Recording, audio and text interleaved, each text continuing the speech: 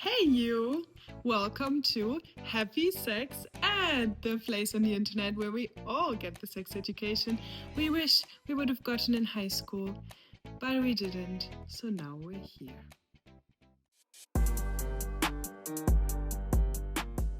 Today's video is dedicated to 13-year-old Marlene, sitting in her first and only hour of sex education in high school and asking the following question. Why is it that women like sex less than men do?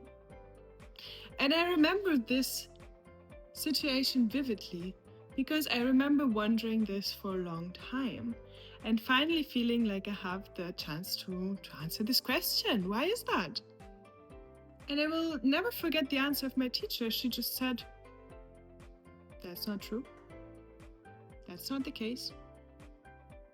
And I remember thinking, but it is! I keep seeing that. Girls just seem to be so much less interested in sex. Now today, we're going to answer this question together. Are women actually less interested in sex?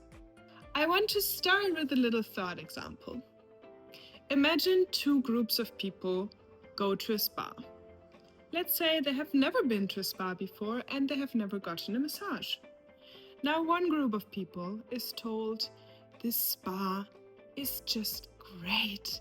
This spa is amazing. You're going to have the best time and everyone is going to think you're so cool for going to the spa.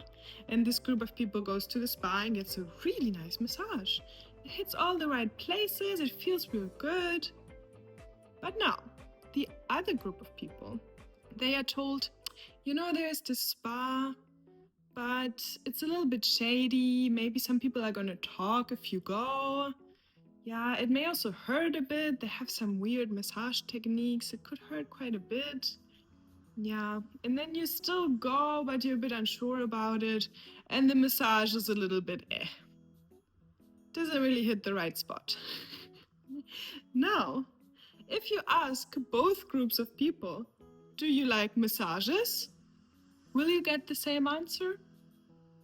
Probably not.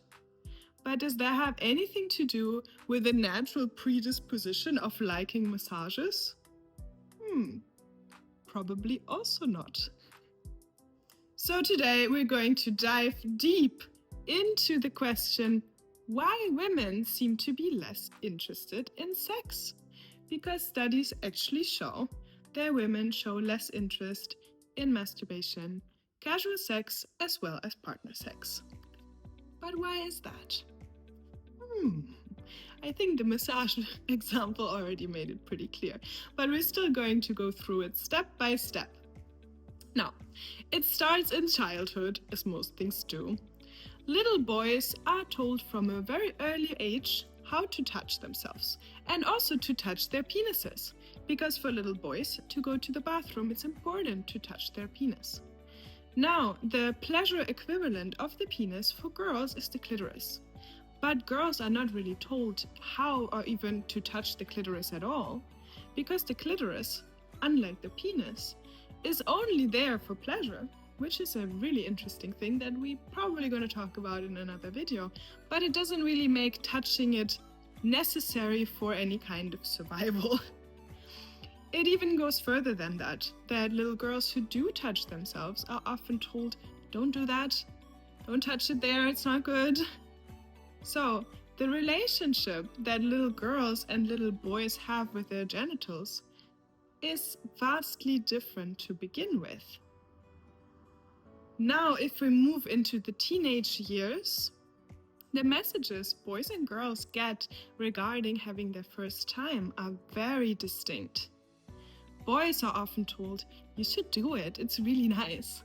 Whereas girls are told, it really hurts. You may bleed. It hurts so bad. Now, which group of people, the little girls or little boys, will be more excited to have their first time? I think it's pretty clear. Now, there is also an important phenomenon, which is the self-fulfilling prophecy. if you expect something, it's more likely to happen. And especially if you expect pain, your body is likely to be far less relaxed.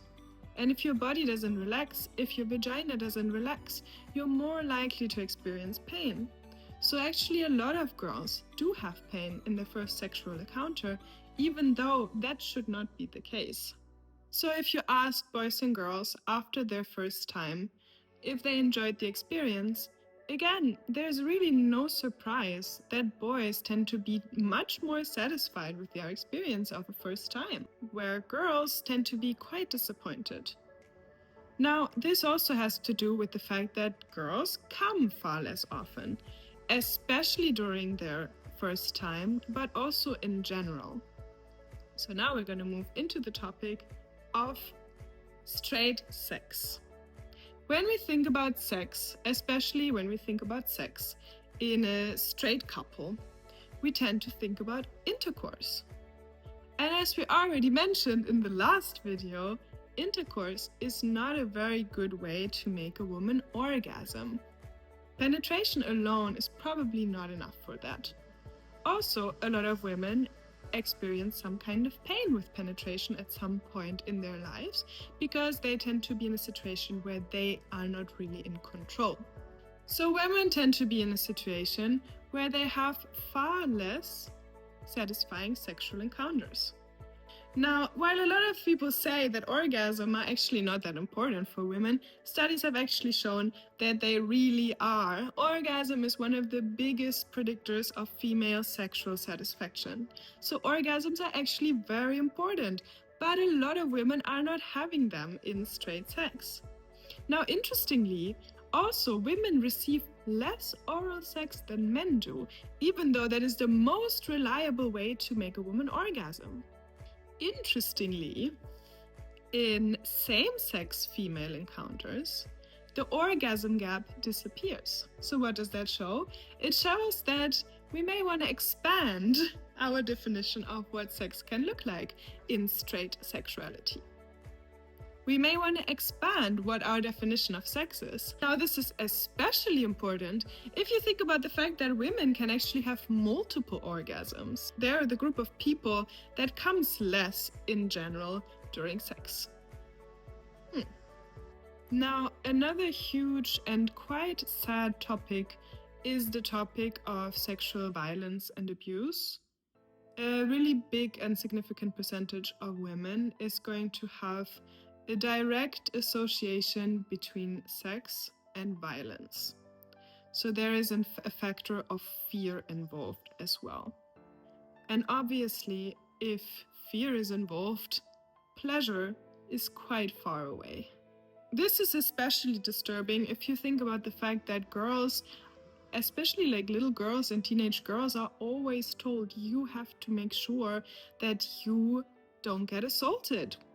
Girls are literally given that responsibility instead of teaching little boys how not to make a girl uncomfortable. Now, this is really, if you think about it, it's really tragic. Teenage girls are oftentimes not allowed to go out late. They're not allowed to see their friends as much. They're not allowed to wear whatever they want. So their freedom is literally compromised. Instead of talking to all the teenage boys, the young boys, about consent. This is quite a sad situation, and I hope that we are on the way to change it. Now, the last topic I want to touch upon, because it's also quite relevant, is stigma. Women are still being shamed for having sex and having desire much more than men are. Men still live in a world where they are being celebrated for having a lot of sex with varying partners. Now, a woman who does the same tends to be really frowned upon, tends to be devalued quite a lot, and stigmatized in a major way. And we see manifestations of this in pop culture shows, in books, in movies, in basically all forms of media, and also in our language. The term walk of shame is usually only used for girls or women who walk home after a casual sex encounter. This term is not used for men, and there are a million more examples of this. So, as you can see, there are a lot of barriers to women's sexual pleasure. And this list was certainly not exhaustive. There are so many more things that we can mention that make it harder for women to experience sexual freedom and autonomy. For example, I haven't even touched upon risk factors like pregnancy that are so much more detrimental to women because there's just so many. Now, they've done many interesting studies. Of course, I'm again going to link all of my sources in the info box. They've done many interesting studies where they showed that if you control for those societal factors, the gap between women's sexual interest and men's sexual interest disappears. So the point here is, women are sexual beings just like men. They are just as interested in masturbation, in casual sex, in partnered sex, in any kind of sex. But it's the case that they are being systematically denied that experience. They are being demonized, they are being stigmatized, and they're being shamed. Women's sexual pleasure tends to not be a priority. And this is a huge barrier in equality, because both genders, any gender, deserves full access to a satisfying, happy sex life. Now, the first step to changing those things is education. If you know about that, there is a path that you can carve to another future. And therefore, I am so happy and grateful that you watched this video and that you learned about the way women are being denied sexual autonomy and pleasure, because it's such an important subject. I am so grateful that you're here. If you enjoyed this video, feel free to share it, leave a like and leave a comment of what you want to see next. And I hope to see you in my next video.